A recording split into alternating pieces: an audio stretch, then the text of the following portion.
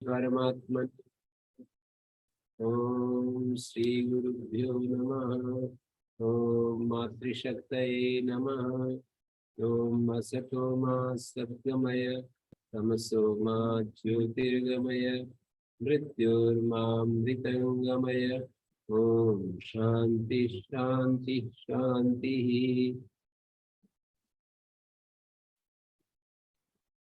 उपनिषद 277 और बृहदारण्यक उपनिषद की ये दूसरी कक्षा आज आरंभ कर रहे हैं। संबंध भाष्य, कल हमने उसको देखा था।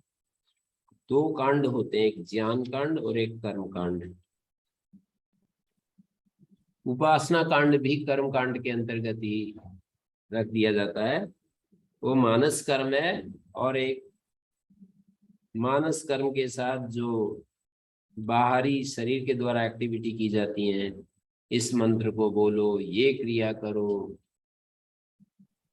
और बहुत सारी वहां पर याग में क्रियाएं की जाती हैं, शरीर के द्वारा की क्रिया की जाती है, वाणी के द्वारा मंत्रोच्चारण किया जाता है, कभी सोम को कूटा जाता है, कभी ऋत्विक लोग एक दूसरे के पीछे गति करते हैं, कोई एक प्रेस देता है, दूसरा उसका उच्चारण करता है, ऐसे बहुत सारी क्रियाएं चलती रहती हैं।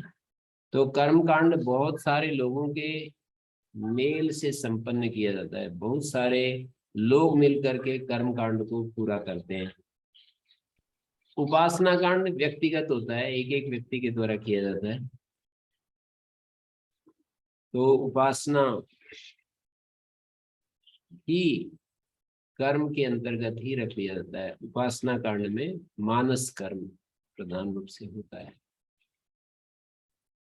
तो कर्म कांड और दूसरी तरफ ज्ञान कांड। इसमें ऐसा विचार करते रहते हैं कि वेद का अर्थ कर्म कर्म कांड है या ज्ञान कांड है, ऐसा विचार करते रहते हैं। एक ब्रह्म सूत्र पीछे रखा है, पहला बस ब्रह्म सूत्र जो है,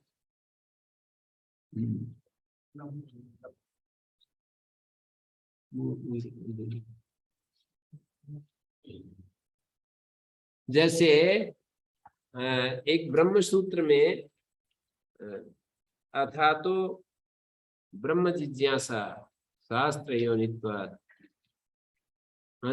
अथा तो ब्रह्म जिज्ञासा जन्माद्यस्यता शास्त्र योनित्वात् तत्तु समन्वयात्। तत्तु समन्वयात् इस सूत्र का भाष्य करते हुए बहुत सारा विचार किया है, महान विचार किया है। तो वहां पर बात यहां से चालू हुई कि तत्तु समन्वयात् की बात यहां से शुरू हुई कि मीमांसा के एक सूत्र से प्रारंभ हुआ। मीमांसा में ये कहा है कि आमनायस्य क्रियार्थत्वात् अनर्थक्यम अतदर्थानाम। आमनाय जो है वो क्रिया के लिए है, मानी कुछ कर्म करने के लिए है, क्रियार्थ है आमनाय। आमनाय मानी वेद। आमनाय का अर्थ होता है वेद। वेदस्य क्रियार्थत्वात्, वेद जो है कुछ कर्म कराने के लिए है, हमें मनुष्यों को कुछ कर्म का उपदेश दे रहा है कि तुम ये करो, ये मत करो। तो जो क्रियापरक वाक्य नहीं हो तो अनर्थक हो जाएंगे। जिन वाक्यों का अर्थ क्रियापरक नहीं है वो तो अनर्थक हो जाएंगे, ऐसे पूर्व पक्ष उठाया। आमनायस्य क्रियार्थत्वात् अनर्थक्यम मतदर्थानाम। जो अतदर्थानाम यानी अक्रियार्थानाम, क्रियापरक जो वाक्य नहीं है, क्रियाबोधक वाक्य नहीं है, वो तो अनर्थक हो जाएंगे। जैसे यूं कहा कि तुम आत्मा हो, तुम ब्रह्म हो, वाक्य है अहम ब्रह्मास्मि तत्वमसि, ऐसे जो वाक्य है ना। अहम ब्रह्मास्मि का ये क्या अर्थ हुआ यहाँ पर? तुम ब्रह्म हो, ये वाक्य अनर्थक हो जाएगा। अयम आत्मा ब्रह्म, यह आत्मा, ऐसे इशारा करते हैं ना, ये आत्मा ब्रह्म है, तो ये वाक्य में कुछ करना थोड़ी है, केवल बस ज्ञान मात्र है कि ये आत्मा ब्रह्म है। नहीं, और पौराणिक लोग भी इसी का उदाहरण लेते भी, वेद अहम ब्रह्मा, ये मतलब परमात्मा ही परमात्मा, तो ये उदाहरण देते हैं। हाँ, तो मैं ये कह रहा हूँ, इतना ही समझ लो, चलो परमात्मा समझ लो या आत्मा समझ लो, पर वह तो शब्द सीधा सा ये कह रहा है कि ये आत्मा ब्रह्म है। इसमें कोई ज्यादा, दो ही तो शब्द हैं, अयम आत्मा ब्रह्म, ये आत्मा ब्रह्म है। तो इस वाक्य में कुछ करना नहीं है ना। जैसे कोई बताए कि ये रज्जू है, इसमें करना क्या है। तो इस तरह से, जैसे वो वाक्य स्वर्ग कामो यजेत, यहाँ तो करना पड़ेगा, स्वर्ग की कामना वाला यजन करे तो उसको पूरा करना पड़ेगा। बहुत सारे क्रियाकलाप करने पड़ेंगे, ऋत्विक बुलाने पड़ेंगे, गाय पालनी पड़ेगी, गौ सेवा करनी पड़ेगी, घृत आदि तैयार करना पड़ेगा, साकल्य तैयार करना पड़ेगा, मंत्र पाठ करना पड़ेगा, कितनी सारी क्रियाएं करनी होती है वहां तो। मंत्र पाठ करो और ये करो वो करो, कितना बड़ा, देवताओं को हवि दो, और देवता, मंत्र, ऋत्विक, साकल्य, ये सारे वहां पर जो है क्रियाओं के साथ संबद्ध हो जाते हैं। लेकिन यहाँ जब हम कहते हैं तत्वमसि, तुम ब्रह्म हो, तुम वह हो, सत का प्रसंग चल रहा है, तत्वमसि, तत् मानी सत, तुम सत स्वरूप हो, जिस सत से ये सारा अस्तित्व विस्तार हुआ है, तुम सत स्वरूप हो, ऐसा वाक्य है। उस वाक्य में कुछ करना थोड़ी है, बस जानना मात्र है। तो कह रहे ये तो सारे अनर्थक हो जाएंगे ये सारे वाक्य। आप तो कह रहे हो कि आमनाय जो होता है वो क्रिया के लिए होता है, और इन वाक्यों में क्रिया कुछ है नहीं। तो पूर्व पक्ष उठाया कि आमनाय से क्रियार्थत्वात् अनर्थक्यम मतदर्थानाम। इस वाक्य, इस पूर्व पक्ष का उत्तर देते समय यह बतलाया कि नहीं, विधिना तो एक वाक्यत्वात् स्तुत्यर्थेन विधिनाम स्यु, ऐसा उत्तर दिया गया। इस उत्तर में भी यही बात निकल रही है कि ये आमनाय जो है वो क्रियार्थ है, वेद क्रिया के लिए है। पहले मंत्र में तो कहा अनर्थक हो जाएगा, आमनाय से क्रियार्थत्वात्, इतने अंश को नहीं हटा रहे। आमनाय से क्रियार्थत्वात् ये पूर्व पक्ष नहीं है, आमनाय से क्रियार्थत्वात् ये तो सही बात उन्होंने कही है। पर उन वाक्यों का क्या करोगे जिन वाक्यों में विधि नहीं सुनाई पड़ती और केवल मात्र वस्तु तत्व का स्वरूप निर्देश है। वस्तु स्वरूप, जहां पर वस्तु का स्वरूप मात्र बताया गया है, विधि कुछ नहीं बताई जा रही है, उन वाक्यों का क्या करोगे, ऐसे पूर्व पक्ष है। आमनाय से क्रियार्थत्वात् को हटा नहीं रहे, आमनाय से क्रियार्थत्वात् को रखते हुए, और फिर जो है उत्तर पक्ष में ये कहा विधिना तो एक वाक्य था, स्वरूप बोधक, वस्तु स्वरूप बोधक जो वाक्य है वो विधि वाक्य के साथ एक वाक्यता को प्राप्त हो जाएंगे। विधिना तो एक वाक्यत्वात् स्तुत्यर्थेन विधिनाम स्यु, ऐसा दूसरा वाक्य आया। विधिना तो एक वाक्यत्वात् स्तुत्यर्थेन, वो जो अयम आत्मा ब्रह्म या तत्वमसि इत्यादि वाक्य हैं, वो स्तुति कर रहे हैं, आत्मा की प्रशंसा कर रहे हैं। और प्रशंसा जो होती है प्रवृत्ति या निवृत्ति के लिए होती है। प्रातःकाल में कह रहा था कि ये संस्कृत बहुत अच्छी जानते हैं, मैं प्रशंसा कर रहा था। तो ये प्रशंसा के लिए नहीं थी, विधि के लिए थी कि आप भी संस्कृत पढ़ो। मैं किसी की प्रशंसा कर रहा हूँ कि ये संस्कृत बहुत अच्छा सीख गए हैं, ये संस्कृत में इनकी गति होती जा रही है। किसी दूसरे व्यक्ति के सामने मैं इनकी प्रशंसा कर रहा हूँ, दयाराम जी की, कि भाई ये तो संस्कृत बहुत सीखने लग रहे हैं, कितने दिन से अथक परिश्रम कर रहे हैं, तो इनको संस्कृत भाषा में पकड़ आने लगी। मैं दूसरे व्यक्ति के सामने इनकी महिमा गा रहा हूँ, तो इस महिमा से इनकी प्रशंसा नहीं कर रहा हूं, मैं विधि के साथ इसको जोड़ रहा हूं, इस प्रशंसा को, कि आप भी ऐसे ही संस्कृत पढ़ो। जैसे हमारे प्रोफेसर विमली जी कहते हैं कि हमारी बेटी है, मैं कहूँ कि वो बच्चे को इतने अंक आ रहे हैं, बोले बाबा मेरे ऊपर दबाव मत बनाओ। प्रशंसा तो उसकी कर रहे हैं, बच्ची यूं कह रही है मेरे ऊपर दबाव मत डालो। किसी की प्रशंसा कर रहे हैं और बच्ची ये समझ रही है अगी जी मेरे ऊपर दबाव मत डालो, मैं आराम से, मैं जितना करूंगी मैं करूंगी। तो ये सब होता है, भाषा में भी होता है। व्यायाम की प्रशंसा करेंगे तो इसका मतलब है, प्रातः काल उठने की प्रशंसा करेंगे तो इस प्रशंसा का मतलब ये होता है कि तुम भी उठो। और यदि किसी गलत काम की निंदा करेंगे तो इसका मतलब है तुम उस काम को मत करो। ऐसा यहाँ पर कह रहे हैं। विधिना तो एक वाक्य, स्तुत्यर्थेन विधि नाम स्यु। स्तुत्यर्थेन विधि नाम, जो विधियां हैं उनकी स्तुति के लिए ये ऐसे वाक्य हो जाएंगे। तो जब हम कहते हैं कि वो ब्रह्म ज्ञान स्वरूप है, वो ब्रह्म आनंद स्वरूप है, तो विधि वाक्यों के साथ एक वाक्यता हो जाएगी, ऐसे उस ब्रह्म की तुम उपासना करो, ये हो जाएगा। जो ज्ञान स्वरूप आनंद स्वरूप ब्रह्म है उसकी तुम उपासना करो। इस तरह की यहाँ पर चर्चा, बहुत लंबी चर्चा करके भाष्यकार ने कहा कि नहीं नहीं ऐसी बात नहीं है। स्वरूप बोधक वाक्य अपने आप में समर्थ है। स्वरूप बोधक वाक्य वैसे ही समर्थ है जैसे कि हम किसी भ्रांति से हमने किसी रज्जू को सर्प समझ लिया और कोई आकर कोई हमको समझाने लगे कि देखो ये रज्जू है, तो इसका मतलब है कि हमने जो गलत समझ लिया था उसको हटा करके सही बोध करा रहे हैं।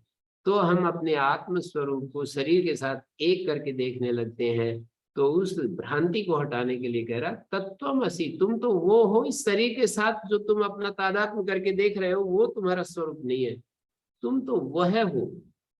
उस भ्रांति को हटाने के लिए ऐसे वाक्यों की सार्थकता है।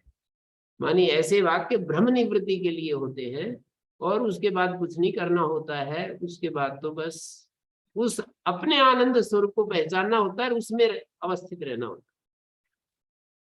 तो ऐसे यहाँ पर चर्चा भाष्यकार ने चलाई, कल हमने इसको देखा था, उसी को आगे बढ़ा रहे हैं। संबंध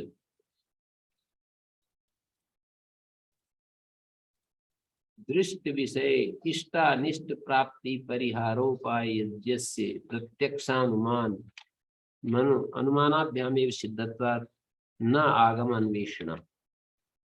दृष्ट विषय में आगम अन्वेषणा नहीं होती, इष्ट प्राप्ति और अनिष्ट परिहार के उपाय ज्ञान का प्रत्यक्ष अनुमान से ही निर्णय हो जाता है। आगम तक हम नहीं पहुंचते हैं वहां। दृष्ट विषय में, दृष्ट विषय ये होते हैं जो हमारी आंखों के सामने से गुजरते हैं और उनमें आगम तक जाने की जरूरत नहीं होती। मीमांसा में भी प्रारंभ में ये कहा कि 14 लक्षण अर्थो धर्म, अर्थात तो धर्म जिज्ञासा, हम धर्म की जिज्ञासा कर रहे हैं। धर्म क्या है? तो बोले कि विधि निषेध रूप जो अर्थ है उसको धर्म कहते हैं। तो बोले तस्य निमित्त परिष्टि, उसके निमित्त की परीक्षा करनी चाहिए। तो अगले सूत्र में कहा कि सत्संप्रयोगे इंद्रियाणाम बुद्धि जन तत्प्रत्यक्षम। सद वस्तु के साथ, किसी विद्यमान वस्तु के साथ जब इंद्रियों का संपर्क होता है तो उसको प्रत्यक्ष कहते हैं। तद प्रमाणम विद्यमानोपलम्भना, धर्म के विषय में वो प्रत्यक्ष प्रमाण नहीं हो सकता है क्योंकि वो विद्यमान का ही उपलम्भक होता है, विद्यमान को ही हमें बताता है। तद प्रमाणम, धर्म के विषय में ये प्रत्यक्ष प्रमाण नहीं बन सकता। विद्यमानोपलम्भनात्, विद्यमान का ही उपलम्भक होता है। तो फिर अगला सूत्र आया औत्पत्तिकस्तु शब्द से अर्थहीन संबंध, शब्द का अर्थ के साथ स्वाभाविक अनादिकाल से संबंध चला आ रहा है। औत्पत्ति का मतलब उत्पत्ति काल से, जब से व्यवहार चला तभी से।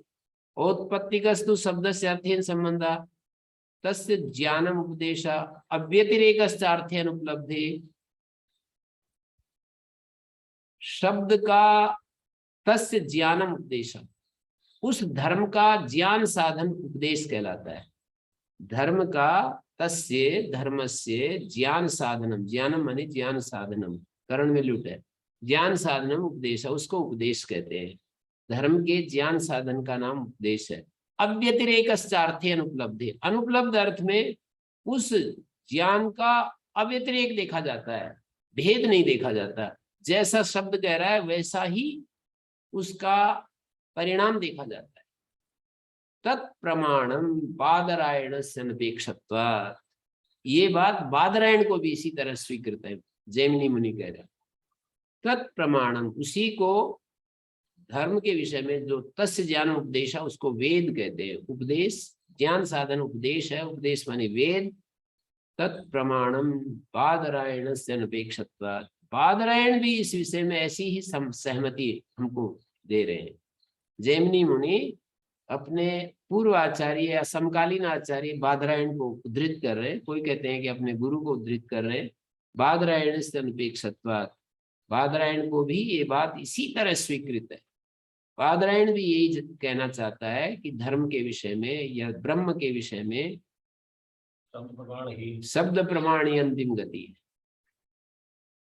जिन चीजों को अतीन्द्रिय समझते हैं, मतलब अच्छे काम करो, उनके परिणाम स्वरूप तुमको अच्छा फल मिलेगा अगले जन्म में। महर्षि दयानंद की भाषा में कहें तो, इन लोगों की भाषा में स्वर्ग मिलेगा, स्वर्ग मिलेगा। अच्छे काम करो, तुम ही शरीर को छोड़ने के बाद उन अच्छे कर्मों के परिणाम स्वरूप फल भोगने वाले होंगे।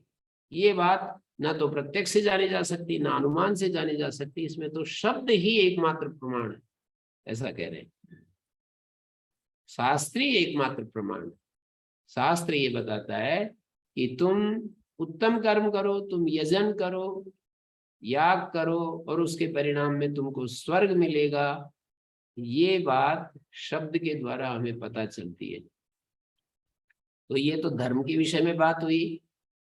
यजन करने वाले के अंदर एक संस्कार के रूप में एक धर्म पैदा होता है, और वो धर्म उसे फल देता है आगे। ये शरीर तो चला जाएगा, लेकिन दूसरा एक शरीर मिलेगा, उस शरीर में तुमको इस कर्म का फल मिलेगा। अभी आजकल के भाषा में कहें तो तुम्हें अच्छी बुद्धि मिलेगी, तुम्हें अच्छा रूप मिलेगा, तुम्हें अच्छे सुख साधन संपन्न, सुविधा संपन्न माता में पिता मिलेंगे, जागृत पुरुष मिलेंगे, तुम्हें गुरु लोग अच्छे मिलेंगे, तुम्हारी बुद्धि आगे भी इसी तरह से तुम सही सही निर्णय लिया करेगी।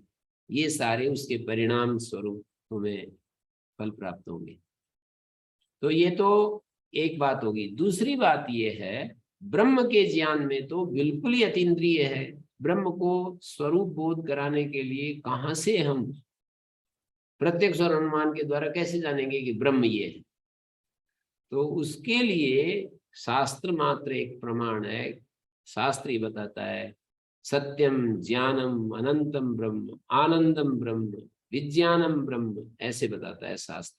अयम आत्मा ब्रह्म प्रज्ञानम ब्रह्म, ये सारे वाक्य, कितने ही सैकड़ों वाक्य हैं जो कि ब्रह्म का स्वरूप बताते हैं। और उस स्वरूप को हम समझ करके ब्रह्म का यथार्थ जो स्वरूप है वो हमें बोध हो जाता है।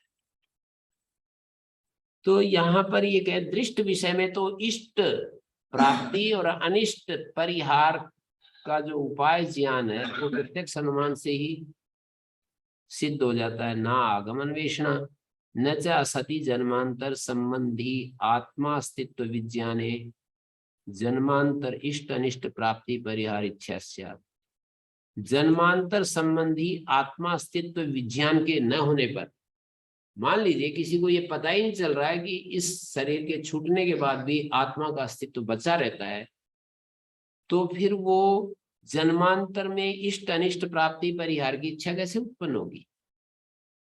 पहले ये होना चाहिए कि तुम्हारा शरीर पात हो जाएगा, तुम्हारा देह पात हो जाएगा, लेकिन तुम तो ऐसे ही रहोगे, तुम बने रहोगे, तुम बने रहोगे। ये निश्चय होने के बाद फिर ये कहेंगे कि भाई अपने जीवन में इष्ट प्राप्ति का जो लक्ष्य है वो बनाओ और अनिष्ट निवृत्ति का लक्ष्य बनाओ, अनिष्ट का परिहार करने के लिए। सुखम में स्यात् दुखम मा भूत्, ये जो है, जो हमारी स्वाभाविक मांग है, ये इसका आश्वासन शास्त्र देता है कि मरने के बाद भी बनी रहेगी। यदि तुमने अभी इस विषय में ध्यान दिया, इस विषय में अपने स्वरूप को समझा, शरीर से अलग अपना स्वरूप तुमने समझा, जाना, तो ये जो स्वाभाविक मांग जो हमें दिखाई देती है मनुष्य मात्र में कि सुखम में से दुखम माभूत, मेरे को दुख ना हो, सुख ही हो, ऐसा जो वेग है हमारे अंदर सुख के प्रति और दुख से बचने के प्रति, ये तुम्हारी मांग इसी तरह से आगे भी तुम्हारे साथ जाएगी।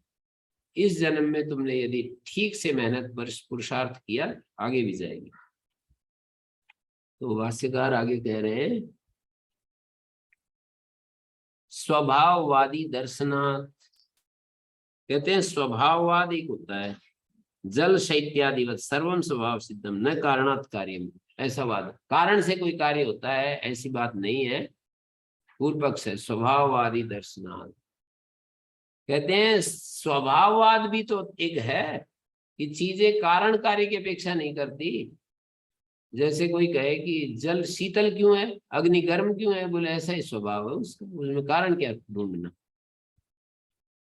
कोई कहे कि जल शीतल क्यों होता है, तो बोले उसका स्वभाव है। अग्नि गर्म क्यों है, बोले उसका स्वभाव है। जल नीचे को क्यों बहता है, बोले उसका स्वभाव है। अग्नि ऊपर को क्यों जाती है, बोले उसका स्वभाव है। तो ये स्वभाववादी दर्शनार्थ तस्मात् जन्मांतर संबंधी आत्मा अस्तित्व जन्मांतर इष्ट अनिष्ट प्राप्ति परिहार उपाय विशेष शास्त्रम प्रवर्तते।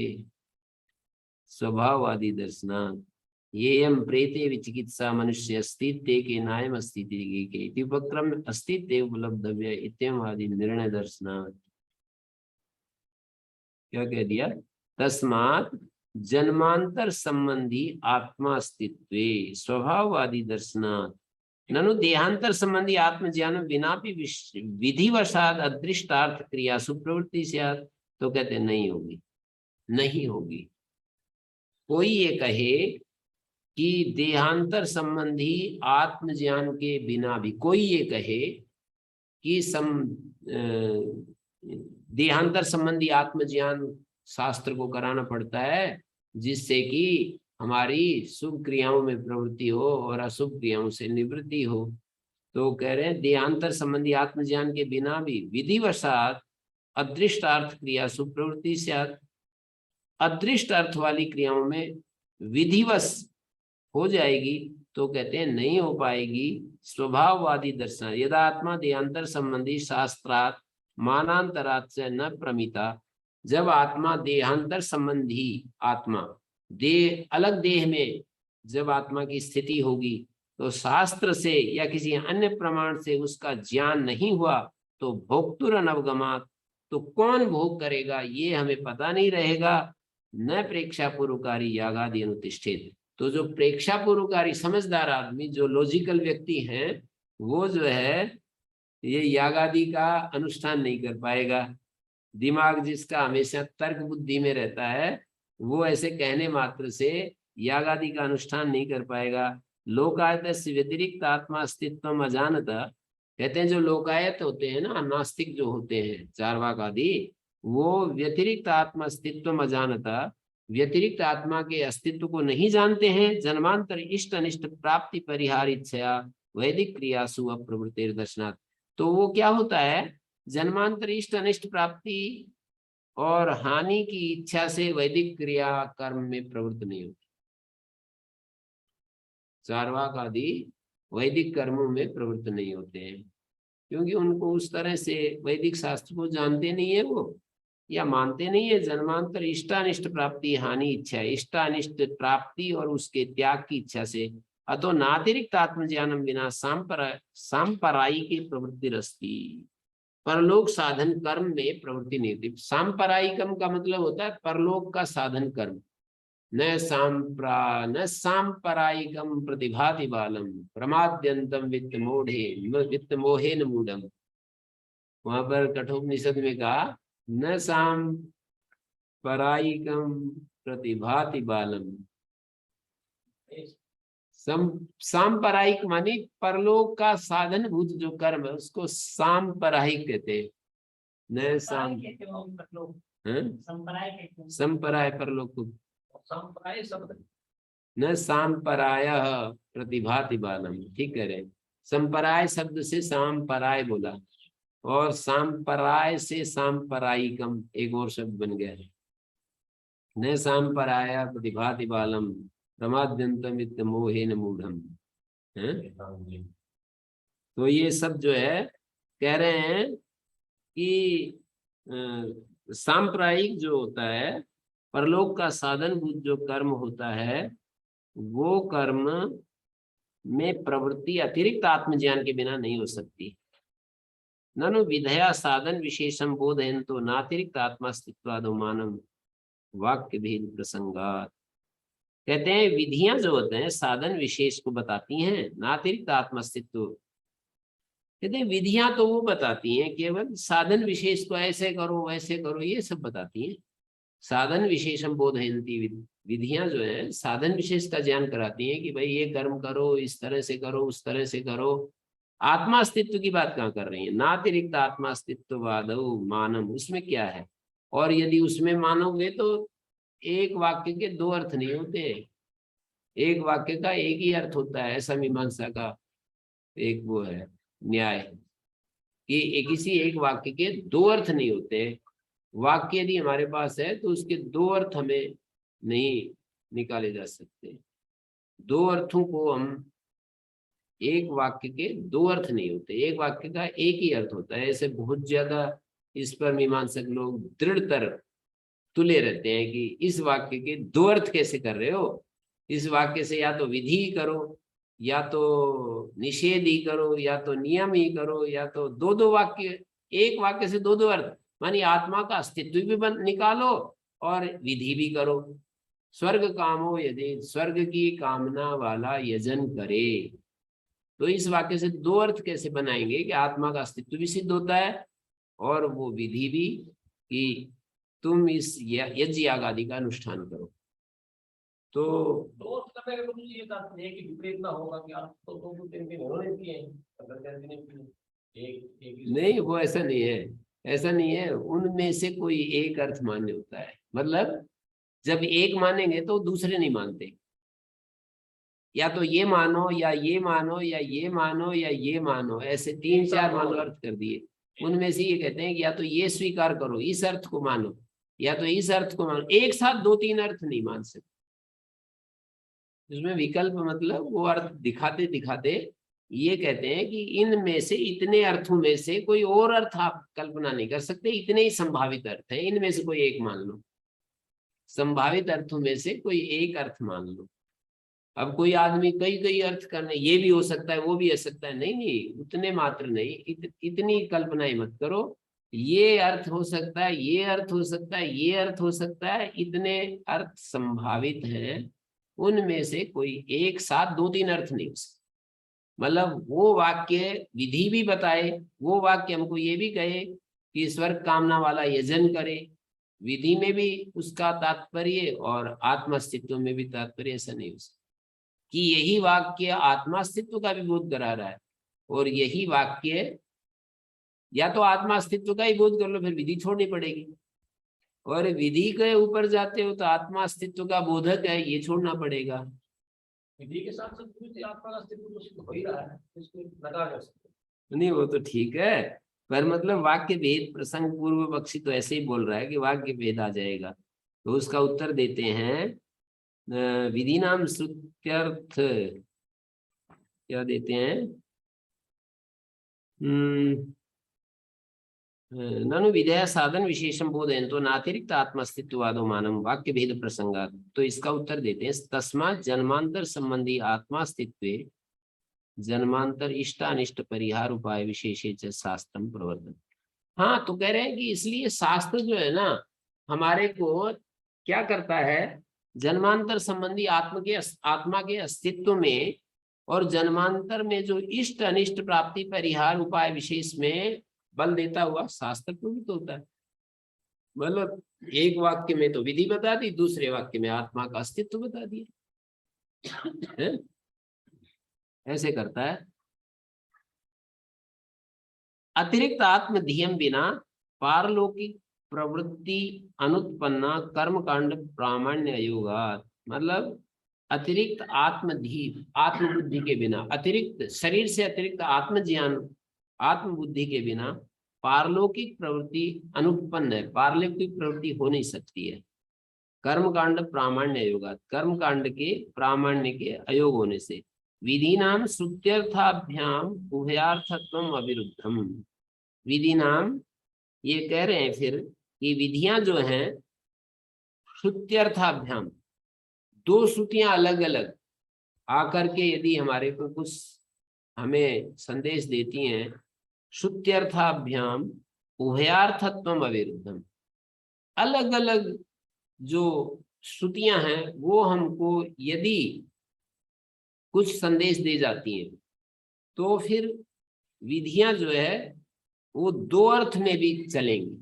यदि अलग अलग विधियां, अलग अलग वाक्य हमको कुछ संदेश दे जाते हैं तो फिर आत्मा के अस्तित्व को एक वाक्य बता गए और दूसरे वाक्य विधि बता रही है, फिर दोनों इकट्ठे हो सकते हैं, ऐसे बताना चाहते हैं, तब तो हो जाएगा। विधि नाम श्रुत्यर्थाभ्याम उभयार्थत्वम न केवलम विधि भी अर्थादाक्षिप्तम अतिरिक्त आत्मस्ति किंतु श्रुत्या विश्वमुखेन उक्तम। अब कह रहे हैं श्रुति अपने मुख से ही इस बात को कहती है आत्मा है, केवल विधि से ही आक्षिप्त, जो आप कह रहे थे ना, विधि बता दी तो आक्षेप हो ही गया, अपने आप आत्मा का अस्तित्व है, ये बात अपने आप आक्षिप्त हो जाती है। आक्षेप से आप इस बात को हम समझ ही लेते हैं कि भाई विधि कर रहे हैं कि स्वर्ग काम हो यजे, तो दूसरी जन्म में आत्मा रहेगी नहीं तो फिर ये कौन फल भोगेगा। स्वर्ग की कामना वाला यजन करे, स्वर्ग की कामना कैसे पूरी होगी यदि ये आत्मा ही नहीं रहेगा, जो करने वाला बचेगा ही नहीं तो ये कैसे जो है इसका फल मिलेगा। तो कहते हैं अर्थाद आक्षिप्तम बोलते हैं इसको, तात्पर्य से ये चीज आक्षिप्त हो जाती है। जो ये वाक्य है कि स्वर्ग काम हो यजे, इस वाक्य को सुनकर तात्पर्य से ये बात भी साथ में अनुस्यूत रहती है, अटैच्ड रहती है कि भाई आत्मा बचा रहेगा, आत्मा इस शरीर पात के साथ गिरेगा नहीं, मतलब नाश नहीं होगा। तो कह रहे हैं कि ठीक है, अर्थ से भी आक्षेप होता है, लेकिन श्रुति अपने मुख से भी कह रही है। क्या कह रही है आगे दिखा रहे हैं, येयम प्रेते विचिकित्सा मनुष्य अस्तिति एके नास्ति एके, ऐसा बात चलाई कठोपनिषद में। इस शरीर के चले जाने पर ये संदेह मनुष्य में उठता रहता है। कुछ लोग कहते हैं कि आत्मा बच जाता है, कुछ लोग कहते हैं कुछ नहीं बचता, ऐसा करके लास्ट में जाकर बोले अस्तित्व उपलब्धव्या, है करके उसको उपलब्ध करना चाहिए, है अस्तित्व उपलब्धव्या, सामान्य रूप प्रतीति जो है की होती है उसके द्वारा उसको उपलब्ध करना चाहिए। इत्यम आदि निर्णय दर्शनार्थ ये निर्णय दिया है। बात चलाई थी कि ये आत्मा, कुछ लोग कहते हैं रहता है, कुछ लोग कहते हैं नहीं रहता, इस बात को चलाकर लास्ट में अंत में जाकर निर्णय दिया अस्तित्व उपलब्ध, अस्तित्व उपलब्ध से तत्व भावा प्रसिद्ध, ऐसे एक श्लोक में कहा, वहीं पर अस्तित्व उपलब्धव्या, अस्तित्व उपलब्धव्या तत्व भावेन चोभयो, तत्व भाव से भी उपलब्ध करना है और अस्थि कह करके भी उपलब्ध करना है। दो तरह से, कोई आत्मा के बारे में कहता है कि अस्थि, तो इस बात को सुन करके भी आत्मा को मानना होता है और फिर अपने प्रयास से तत्व भाव से भी आत्मा को जानना होता है, साक्षात बोध भी करना होता है कि मैं आत्मा को वेदाहमेतम पुरुषम मानतम, इसको तत्व भाव कहते हैं। साक्षात जब बोध हो रहा है तो ये कौन सा प्रमाण है इसमें? साक्षात बोध तो अनुभव प्रमाण ही बोलते हैं। जी, प्रमाण तो तीन ही है गुरुजी। वो तो अनुभव हो गया ना शब्द को सुनकर, प्रत्येक मतलब प्रत्यक्ष। चलिए मैं चाहता हूँ कि आप कुछ कहें, मुझे कोई आपत्ति नहीं है, मैं किसी को जानना चाहता हूँ। नहीं, आप प्रत्यक्ष इंद्रियार्थ सन्निकर्ष, इंद्रियार्थ सन्निकर्ष बन्धम ज्ञानम, वो तो चाहते ही है कि प्रत्यक्ष कहें हम उसको, हैं? मन से उस शुद्ध आत्मा का प्रत्यक्ष कैसे करोगे? आत्मा का प्रत्यक्ष पूरा आत्मा जाने के बाद पता लगेगा। तो आत्मा से भी हैं? आत्मा से आत्म मनसा संयोग विशेषाद आत्म प्रत्यक्षम जो है ना वैशेषिक का सूत्र, आत्मा और मन के संयोग विशेष से आत्मा का प्रत्यक्ष होता है। वो तो आत्मा एक प्रकार का आत्मा बुद्धि से संयुक्त आत्मा को ही कहा है, यानी मन से संयुक्त आत्मा को ही कहा है, गुणों से युक्त आत्मा को कहा है। तो ये जो तत्व भाव से आत्मा का प्रत्यक्ष है वो आत्मा आत्मना आत्मानम अभिसम विवेश, मतलब आत्मा आत्मना आत्मा, वो तो विज्ञातारम अरे केन विजानियात जैसी स्थिति आ जाती है। आत्मा ही वहां पर दृष्टा होता है और आत्मा ही दृष्टव्य होता है। मतलब एक साथ दृष्टा दृश्य नहीं होते हैं, उसका तात्पर्य इतना ही होता है कि अन्य साधन नहीं होता है। यत्र नान्यत पश्यति नान्यत शृणोति नान्यत विजानाति स भूमा, अथयद अन्यत पश्यति अन्यत शृणोति अन्य विजानाति तदल्प। तो भूमा की जो स्थिति है वहां अन्य साधनों का परित्याग करना होता है, और साधन के बिना वो होता नहीं है, ज्ञान होता नहीं है। प्रमाण का मतलब प्रमा का साधन। तो वहां कौन सा प्रमाण है? तो स्वसंवेद्यता ही प्रमाण है वहां पर, ऐसे बोलते हैं ना, स्वसंवेद्यता, आत्मसंवेद्यता। अभी थोड़ी देर पहले मुझे खुद ही बता रहे थे कि वहाँ क्रेता भी वही है और ग्रह भी वही है, प्राय तो कुछ है ही नहीं। जी जी, नहीं वो तो आनंद लेते हैं, आनंद लेना चाहिए। अस्ति तेव उपलब्धव्य इत्येवम् आदि निर्णय दर्शनात् यथा च मरणं प्राप्य इति उपक्रम। और वहीं पर यथा च मरणं प्राप्य ये शुरू करके योनि मन्ये प्रपद्यन्ते शरीरत्वाय देहिना। कुछ लोग जो हैं देही लोग क्या करते हैं? शरीर धारण कर लेते हैं। योनि मन्ये प्रपद्यन्ते, शरीर के साथ योनि प्राप्त कर लेते हैं। स्थाणु मन्ये अनुसंयन्ति, दूसरे स्थाणु ये जो वृक्ष आदि में चले जाते हैं। यथा कर्म यथा श्रुतम। और स्वयं ज्योति उपक्रम में स्वयं ज्योति का आरंभ करके वहां पर बृहदारण्यक में तम विद्या कर्मणि समन्वार भेदे, तम उस स्वयं ज्योति पुरुष को विद्या और कर्म ये दोनों उसके पीछे जाते हैं।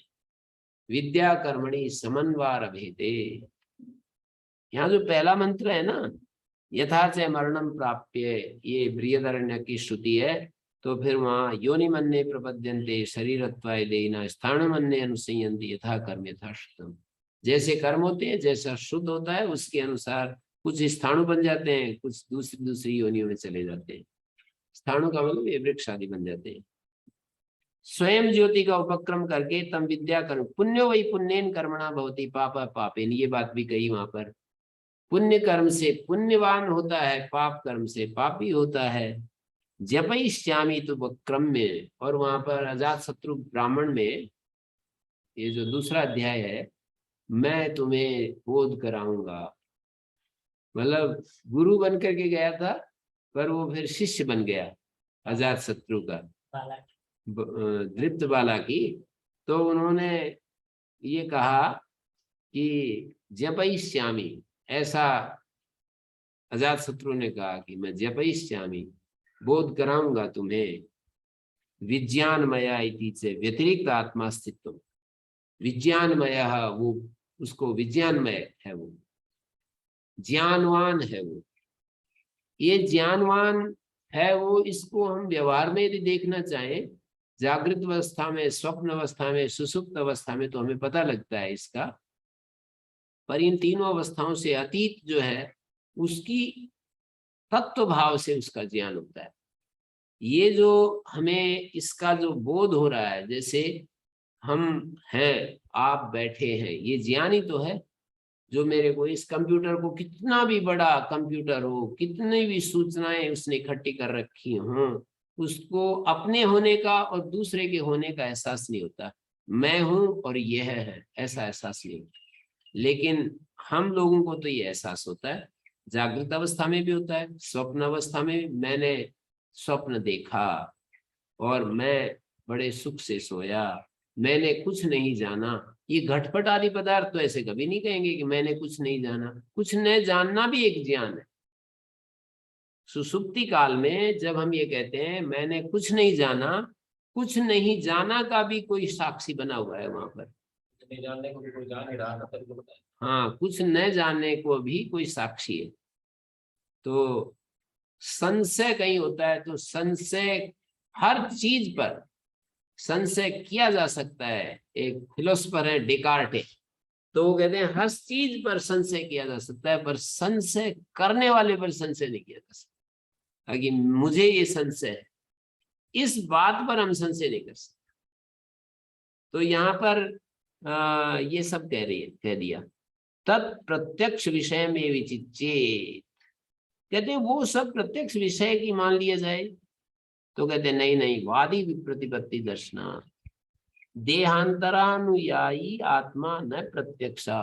कहते हैं देहांतर में जाने वाला जो आत्मा है वो तो प्रत्यक्ष तो नहीं किया जा सकता। तत्प्रत्यक्ष विषय में विचिच्येत मानी यथोक्त आत्मनि अहम प्रत्यो मानम, यथोक्त आत्मा में जो अहम बुद्धि है वो प्रमाण होती है। तत्र देहाकार अस्फुरणात्, देहाकार तो स्फुरण होता नहीं है, अतिरिक्त आत्मा अस्तित्व से तेने स्फूर्ति उपपत्ते, अतिरिक्त आत्मा अस्तित्व से तेने स्फूर्ति उपपत्ते अतो न तत्र श्रुति प्रामाण्यमिति संकते। तत्प्रत्यक्ष विषय मतलब प्रत्यक्षस्य विषयो अवकाशो यस्मिन् इति अतिरिक्त आत्मा अस्तित्व उच्यते। प्रत्यक्ष का विषय अवकाश जिसमें है, प्रत्यक्ष विषय बहुव्रीहि समास है, प्रत्यक्ष का अवकाश है जिसमें अतिरिक्त आत्मा अस्तित्व उच्यते इति चेत्, वह सब प्रत्यक्ष का जो अवकाश है वो है जिसमें अतिरिक्त आत्मा अस्तित्व उच्यते। यद्यपि व्यतिरिक्त आत्मा अस्तित्व त्वद अभिप्रायण अहम धी गोचर तथापि न सा व्यतिरेकम आत्मनो गोचरेति। व्यतिरिक्त आत्मा अस्तित्व जो है आपके अभिप्राय से अहम बुद्धि के गोचर होता है, फिर भी न सा व्यतिरेकेण आत्मनो गोचरेति, वो अहम धी व्यतिरेक रूप से आत्मा को, शरीर से अलग आत्मा को कैसे दिखाएगी। युक्तागम विवेक शून्यानाम अहम प्रत्यय भाजाम व्यतिरेक प्रत्यय प्राप्तो विपश्चिताम विप्रतिपत्ति अभाव प्रसंगात इति परिहरति। टीका पढ़ रहे हैं। हाँ, टीका पढ़ रहा था। तो वादी विप्रतिपत्ति दर्शनात्, वादी विप्रतिपत्ति दर्शनात् वेद प्रतिकूला वादिनो नास्तिका न विवादम मुंचति इत्याह। जो वेद प्रतिकूल जो वादी हैं वो विप्रतिपत्ति से छूटते नहीं है। नहीं देहांतर संबंधिना आत्मना प्रत्यक्षेण अस्तित्व विज्ञाने लोकायतिका बुद्धाश्च न प्रतिकूला शिव नास्ति आत्मा इति वदन्तः। देहांतर संबंधी आत्मा का प्रत्यक्ष से अस्तित्व विज्ञान में लोकायतिक और बौद्ध लोग न प्रतिकूला शिव, हमारे प्रतिकूल बैठे हुए हैं, नास्ति आत्मा इति वदन्तः, नास्ति आत्मा इस प्रकार कहते हुए। शरीर यात्रा को भी मानते हैं, शरीर यात्रा को मानते हैं, यानी कर्म फल तो मानते हैं। नहीं, एक शरीर के बाद दूसरा जन्म होता है। हाँ, मानते हैं ना, तो काय तक बोले? नहीं, बौद्ध लोग तो मानते आत्मा के अस्तित्व को। नहीं देहांतर संबंधिना आत्मना मतलब तेषु प्रातिकूल्य संभवार्थम विशेषणम न इति वदन्ता संता नो अस्माकं प्रतिकूला नहीं स्युः एवं वेदनस्य असंभवात् अध्यक्ष प्रत्यक्ष विरोधात् प्रत्यक्षे विषय विप्रतिपत्ति अभावे दृष्टांतम। कहते हैं कि तत्प्रत्यक्ष विषय में वो सारा का सारा जो आप बता रहे हो वो सारा प्रत्यक्ष विषयक ही है। हमें प्रत्यक्ष का इस तरह से बोध होता रहता है। तो कहते हैं नहीं, वादी विप्रतिपत्ति दर्शनात्, वादियों को तो विप्रति होता है प्रत्यक्ष विषय में उचित। आप जो ये कह रहे हो कि हमें अहम प्रतीति होती है ना, उसको बताने के लिए ये सारा चर्चा है जो ये प्रमाण आदि तो आपने दिए हैं। प्रत्यक्ष विषय में इति चेत, कहते नहीं वादियों को तो कहाँ भी प्रतिपत्ति रहती है प्रत्यक्ष विषयक, उससे कितना वादी भी प्रतिपत्ति दर्शनार्थ नहीं देहांतर संबंधी ना आत्मना प्रत्यक्षेण आत्मा अस्तित्व विज्ञाने, देहांतर संबंधी जो आत्मा के प्रत्यक्ष से अस्तित्व विज्ञान में लोकायतिक और बौद्धा न प्रतिकूला स्यु नास्ति आत्मा इति वदंता। नास्ति आत्मा ऐसा कहते हुए हमारे प्रतिकूल हैं, न प्रतिकूला स्यु इति न, नहीं घटा दो प्रत्यक्ष विषय कश्चित विप्रतिपद्यते। कोई भी व्यक्ति घटादि में प्रत्यक्ष विषय में विप्रतिपत्ति को प्राप्त नहीं होता। नास्ति घटायति, कोई कहता है जैसे घट रखा है और घटादि में प्रत्यक्ष विषयक है वो घट, और फिर वो कोई भी प्रतिपत्ति नहीं होती है, ऐसा कोई कहे कि नास्ति घटा। तो अहम प्रतीति में तो यूं कह देते हैं कि मैं आत्मा नाम की कोई चीज नहीं है। घटादि की प्रत्यक्ष प्रतीति में तो कोई नहीं कहता है कि घट नहीं है, पर आत्मा के विषय में तो कह देते हैं। स्थाणुवादो पुरुषादि दर्शनात् नैति चेत, स्थाणुवादि में पुरुषादि दर्शनात् पुरुषादि देखने लगते हैं ना, स्थाणु में पुरुष बुद्धि आ जाती है, तो कहते हैं नहीं न निरूपते अभावात। जब हम निरूपण कर लेते हैं, साफ जाकर के देख लेते हैं ना, तो इस प्रकार से वहां पर स्थानों में पुरुष बुद्धि थोड़ी होती है, जाकर के लाइट में देख लेते हैं, पास में जाकर छू करके देख लेते हैं। नहीं प्रत्यक्षेण निरूपित स्थाणुवादो विप्रतिपत्तिर्भवति, प्रत्यक्ष से निरूपित जो स्थाणुवादी है उसमें विप्रतिपत्ति नहीं होती। वैनासिकास्तु अहमिति प्रत्यय जायमाने भी, वैनासिक लोग जो है ना, अहम ये प्रतीति उत्पन्न होने पर भी देहांतर व्यतिरिक्त से नास्तित्व में प्रतिजानते, देहांतर में व्यतिरिक्त जो आत्मा है वो नहीं है। व्यतिरिक्त से देहांतर व्यतिरिक्त, देहांतर व्यतिरिक्त नास्तित्व में प्रतिजानते, तस्मात् प्रत्यक्ष विषय वैलक्षण्यात् प्रत्यक्षात् न आत्मास्तित्व सिद्धि। इसलिए प्रत्यक्ष विषय के विलक्षणता से प्रत्यक्ष प्रमाण से आत्मा अस्तित्व सिद्ध नहीं किया जा सकता, तथा अनुमानादपि, अनुमान से भी नहीं किया जा सकता। प्रत्यक्ष से निषेध किया और अब अनुमान से निषेध कर रहे हैं। आत्मा अस्तित्व को प्रत्यक्ष से नहीं बताया जा सकता, अनुमान से भी नहीं बताया जा सकता है। श्रुत्या आत्मा अस्तित्व लिंगात न दर्शित, लिंगात लिंगस्य दर्शितत्वात् लिंगस्य प्रत्यक्ष विषयत्वात् न इति चेत न। श्रुति के द्वारा आत्मा अस्तित्व में लिंग से दर्शितत्वात्, आत्मा अस्तित्व में लिंग के दिखाने से लिंग से प्रत्यक्ष विषयत्वात्, और लिंग जो होता है वो प्रत्यक्ष विषयक होता है। तो इसलिए ये बात आपकी ठीक नहीं है कि अनुमान से भी आत्मा का अस्तित्व सिद्ध नहीं होता। श्रुति आत्मा के अस्तित्व में लिंग दिखाए हैं, और लिंग तो हमेशा प्रत्यक्ष ही होता है। आत्मा के अस्तित्व में श्रुति में जो लिंग दिखाए हैं ना, उसको प्यास लगती है, उसको भोजन की इच्छा होती है, उसको कोई कामना होती है, ये सारे लिंग है ना आत्मा के अस्तित्व में। इच्छा द्वेष प्रेम सुख दुख ज्ञान आदि, ये तो दर्शन शास्त्र का है, लेकिन श्रुति में भी ये कहीं ना कहीं मिलते ही है ना। ये लिंग से दर्शितत्वात् और लिंग से प्रत्यक्ष विषयत्वात् न इति चेत न, जन्मांतर संबंध से ग्रहणात्, ये तो जन्मांतर संबंध का तो ग्रहण नहीं किया जा सकता। लिंग से है मात्र तो हम जानेंगे, पर उसी आत्मा का जन्मांतर के साथ संबंध हो जाता है, ये प्रतीति नहीं हो पाएगी।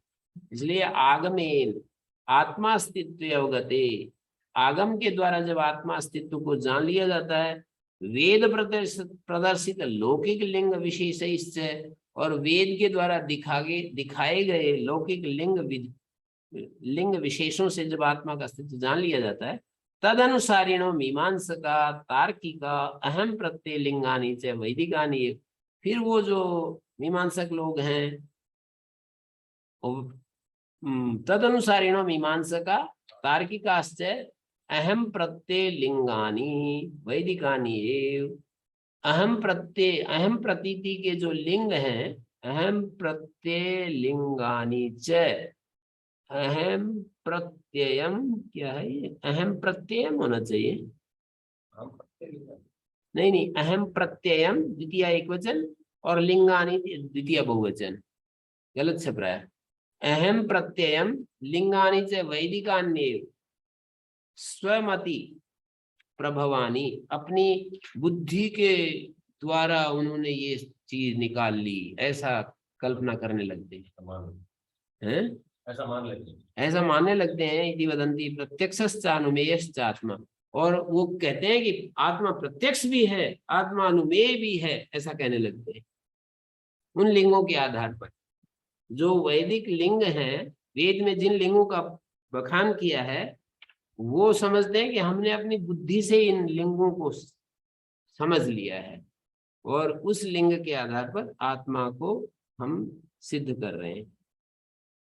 मीमांसका तार्किकाश्च अहम प्रत्ययम, अहम प्रतीति को, जो मैं प्रतीति है, इसको, ये लिंग क्या क्या है, एक तो मैं प्रतीति, मैं करके जो हमें बोध होता रहता है ना व्यवहार में, और जो लिंग, बहुत सारे जो लिंग हैं उनको प्राण आदि, यह प्राणेन प्राणीति, ये आदि जो लिंग है ना, प्राण से जो प्राणन करता है वो आत्मा है।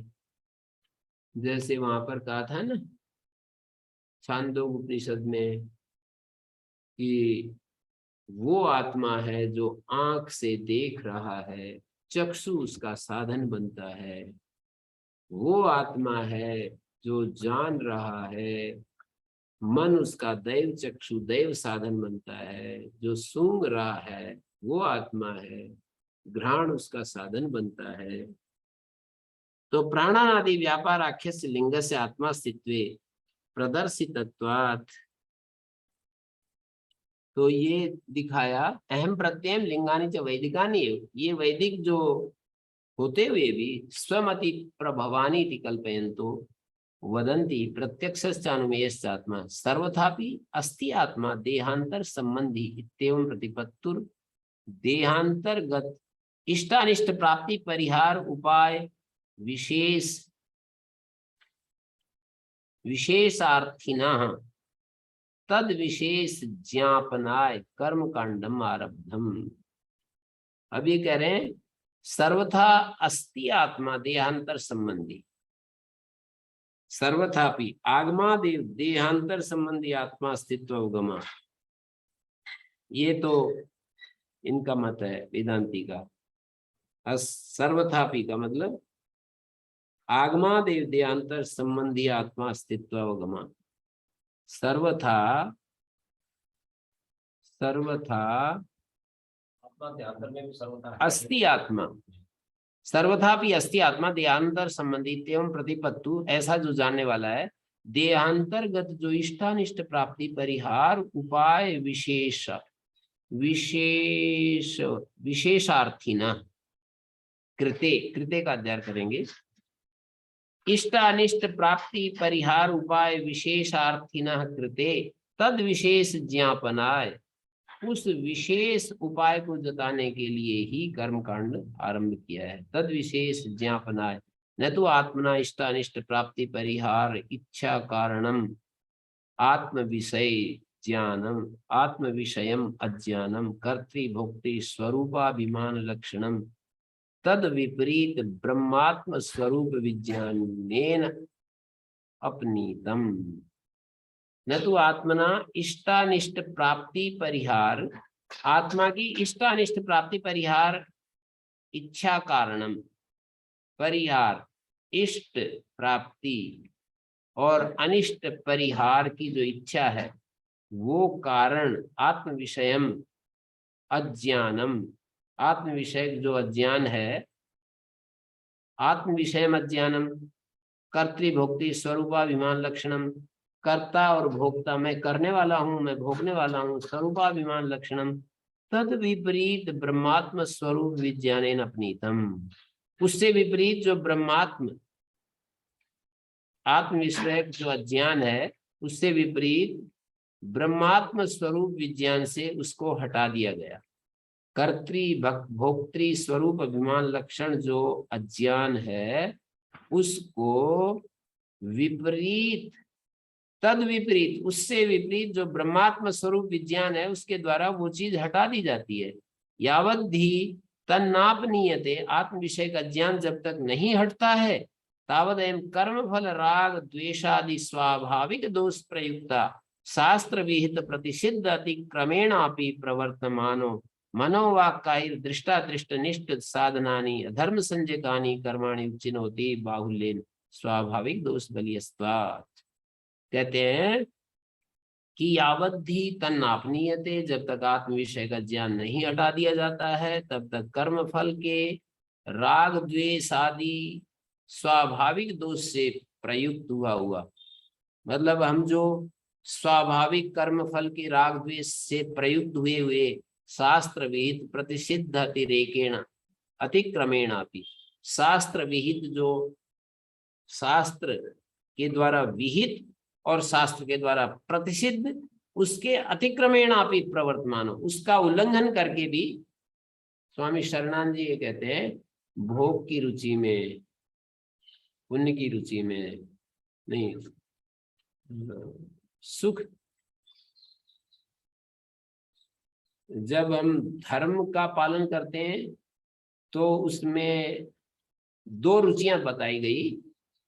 भोग की रुचि के कारण से हम अधर्म करते हैं और धर्म की रुचि के कारण से हम पुण्य का अनुष्ठान करते हैं। भोग की रुचि को लेकर के, भोग की रुचि को लेकर के अधर्म करते हैं और धर्म की रुचि को लेकर के पुण्य कर्मों का अनुष्ठान करते हैं। तो यही बात यहाँ पर कह रहे हैं। पहला वाक्य जो था आपने ये न छोड़ा, न तो आत्मा है, उसके अंत में जो है ना, परमात्मा स्वरूप विज्ञान है ना अपने कम, यावद्धि तन्नापनीयते, आत्म विषय का ज्ञान जब तक नहीं हटता है, तावदेव कर्म फल राग द्वेषादि स्वाभाविक दोष प्रयुक्ता, कर्म फल विषयक जो राग द्वेष आदि स्वाभाविक दोष से प्रेरित हुआ शास्त्र विहित प्रतिषिद्ध अतिक्रमेणापि, शास्त्र में जो विहित और प्रतिषिद्ध है उनका अतिक्रमण करके भी प्रवृत्त होता रहता है। मनोवाक्कायी, मन, वाणी और शरीर, दृष्टादृष्ट अनिष्ट साधनानि अधर्म संजकानि, दृष्ट और अदृष्ट अनिष्ट साधन, दृष्टादृष्ट अनिष्ट साधनानि, दृष्ट और अदृष्ट अनिष्ट साधन वाले अधर्म संजकानि कर्माणि,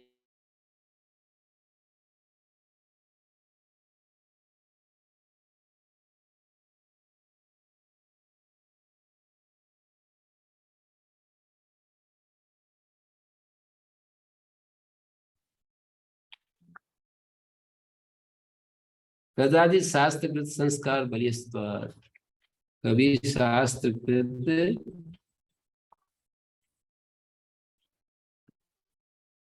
कदाचित शास्त्रकृत संस्कार बलिस्त्वात् ततो मन आदि भी इष्ट साधनम बाहुल्येन उच्चिनोति, मन आदि के द्वारा इष्ट साधन बहुलता से करता है। धर्माख्यम, जिसको हम धर्म आदि साधन कहते हैं, तद्विधम ज्ञान पूर्वकम केवलम से, वो दो तरह का है धर्माख्य साधन, ज्ञान पूर्वक है और केवल भी है। तत्र केवलम पितृलोक आदि प्राप्ति फलम, जो ज्ञान पूर्वक माने उपासना पूर्वक जो धर्माख्य साधन करता है वो पितृलोक आदि का प्राप्ति फल वाला है, और ज्ञान पूर्वकम देवलोक आदि ब्रह्मलोकांत प्राप्ति फलम, और ज्ञान पूर्वक माने उपासना पूर्वक, जो उपासना पूर्वक देवलोक आदि ब्रह्मलोकांत, देवलोक से लेकर ब्रह्मलोक पर्यंत प्राप्ति का साधन है। तथा शास्त्रम, जैसा कि शास्त्र में कहा है, आत्मयाजी श्रेयान देवयाजी न, जो आत्मयाजी है वो विशेष होता है देवयाजी की तुलना में। स्मृतिश्च द्विविधम कर्म वैदिकम, और स्मृति भी दो तरह के वैदिक कर्म बताती है। साम्य च धर्माधर्मयोर मनुष्यत्व प्राप्ति, और ये कहती है कि जब धर्माधर्म की धर्माधर्म का जब साम्य होता है तो मनुष्य जीवन की प्राप्ति होती है।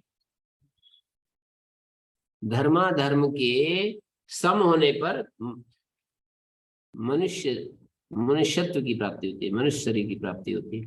एवं ब्रह्माद्या स्थावरांता, ब्रह्मा से लेकर के स्थावर पर्यंत, चतुर्वेद ब्रह्मा होता है और स्थावर ये योनि होती है जो घास का तिनका आदि।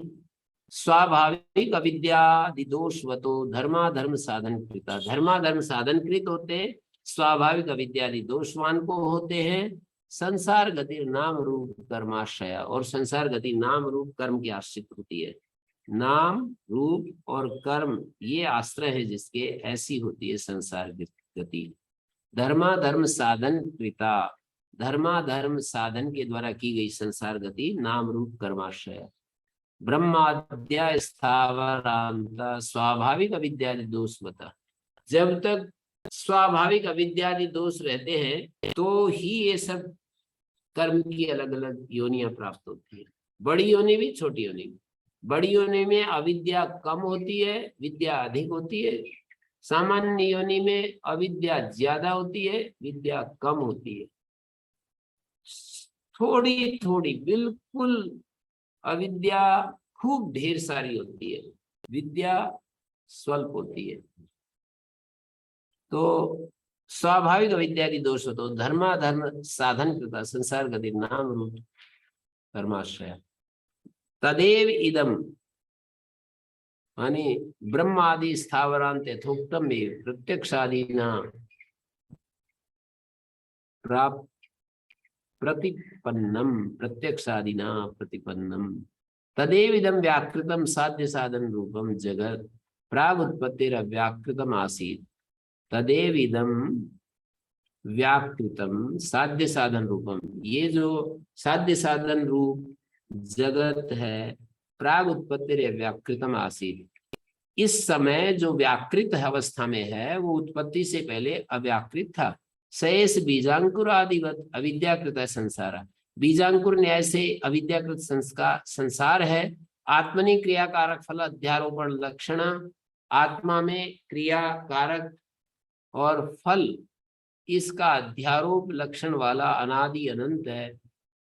अनर्थम इत्येतस्माद् विरक्तस्य, कि ये सारा जो अनंत संसार है ये अनर्थ रूप है। इति एतस्माद् विरक्तस्य, इसको अनर्थ समझने वाला, यही सब अनर्थ है, इसको ऐसा समझने वाला विरक्त हुआ वैराग्य को प्राप्त हुआ अविद्या निवृत्त तद विपरीत ब्रह्म विद्या प्रतिपत्त्यर्थोपनिषद आरभ्यते, अविद्या की निवृत्ति के लिए और उससे विपरीत ब्रह्म विद्या की प्राप्ति के लिए ये उपनिषद आरंभ किया जा रहा है। अस्य तु अश्वमेध कर्म संबंधिनो विज्ञानस्य प्रयोजनम, येषाम अश्वमेधे नाधिकारा तेषाम अस्मादेव विज्ञानात् तत्फल प्राप्ति।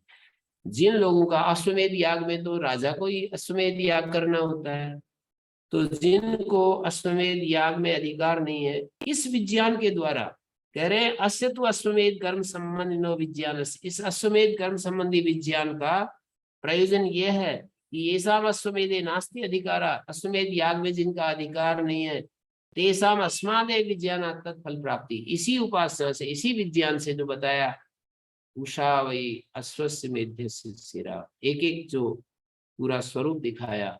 यहाँ भी है और हम्म यहाँ भी है और दूसरी जगह भी। के भाष्य में जब ग्रंथ को आरंभ करने से पहले इतना के वाक्य आते हैं कि जो ग्रंथ हो, जैसे यही आया है कि तस्मात् विरक्तस्य, जो ग्रंथ है उसकी अविद्या की निवृत्ति के लिए और विद्या की प्राप्ति के लिए, जो ग्रंथ हो ही गया नहीं, विरक्त होने मात्र से तो अधिकारी होते हैं, उसके बाद ज्ञान का आगमन शुरू होता है। संसार के जो पदार्थ हैं उनमें सुख दर्शन और दुख दर्शन, दो बातें, सुख दर्शन और दुख दर्शन और दोष दर्शन। संसार के पदार्थों में दुख दर्शन और दोष दर्शन जब आरंभ होता है तब वहां से निवृत्ति होती है, प्रवृत्ति से निवृत्ति की तरफ चलते हैं, फिर आत्मज्ञान आरंभ होता है। मतलब आंशिक रूप में ये कह सकते हैं, पूर्ण दृष्टि होने के बाद फिर आगे करने का। हाँ वो तो ठीक है, पूर्ण मतलब बुद्धि के स्तर पर मुझे इसमें कोई सुख नहीं दिखता, ऐसा जो निश्चय है ना, इसको विरक्त कहा है। बुद्धि के स्तर पर संसार के पदार्थों में बीच बीच में सुख दर्शन होता रहता है, तो ये विरक्त नहीं है। बुद्धि के स्तर पर ही कह रहे हैं कि विरक्त हो गए, मतलब मुझे कभी भी इसमें सुख नहीं दिखाई देता, ऐसी मन की स्थिति होगी। ब्रह्म सूत्र के प्रारंभ में भी काफी लंबे बताया कि षट, जिसमें षट संपत्ति आ गई और जो दमदम आ गई है, प्रति आ गई, उसमें तो ऐसा लगता है कि उसको कुछ आवश्यकता ही नहीं पड़ने की। नहीं नहीं, आवश्यकता तो इसलिए होगी ना कि वहां से शुरुआत होती है ब्रह्म ज्ञान। ब्रह्म ज्ञान का मतलब शरीर से अलग अपने आत्म स्वरूप का बोध उस योग्य अधिकारी में ही तो अवतरित होता है। आत्मा कॉन्शियसनेस की सदा सदा अनुभूति बने रहना, ये उसी में। नहीं तो प्रतिबंधक कैसे हटेंगे? प्रतिबंधक तो नहीं हटेगा। विद्या व कर्मणा व तद्दैतद् लोक जिदेव इत्येवम् आदि श्रुतिभ्यः। विद्या के द्वारा या कर्म के द्वारा, उपासना के द्वारा, विद्या कर्मणा माने अनुष्ठान के द्वारा, यो अश्वमेधेन यजते यौचैनम वेद, ऐसा कहते हैं कि जो अश्वमेध से याग करता है, ये जो इसको ठीक ठीक जानता है, उन दोनों को ये फल मिलता है।